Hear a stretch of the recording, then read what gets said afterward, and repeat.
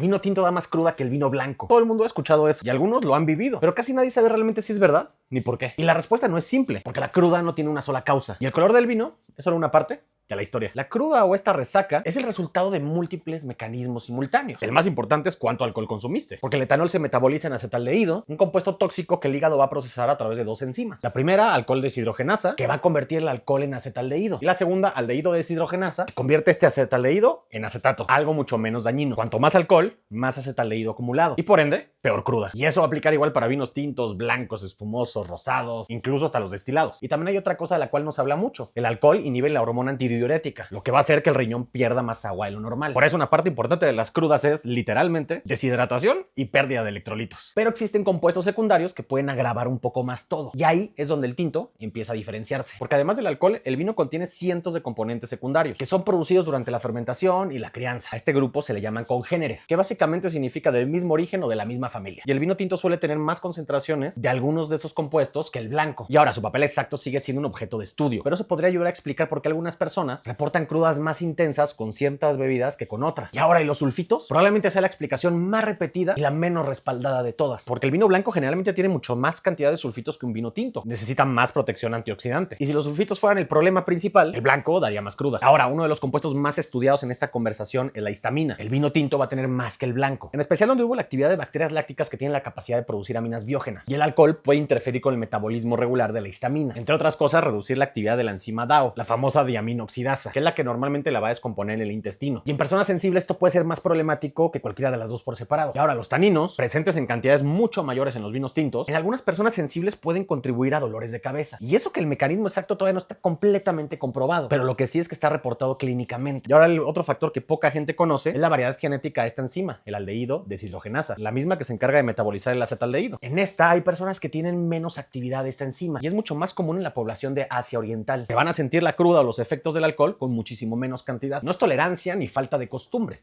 es genética. Entonces, ¿podemos decir que el tinto da más cruda? Puede ser en algunas personas, en algunas circunstancias, probablemente sí, por los congéneres, las histaminas, los taninos, pero no universalmente. Y nunca independientemente de cuánto se consume, qué tan hidratado estabas y qué comiste. Así es que la próxima vez que trates de culpar al vino tinto por la cruda, primero pregúntate cuánto tomaste, luego si tomaste agua y luego si comiste algo, porque probablemente encuentres la respuesta antes de llegar al color. Salud.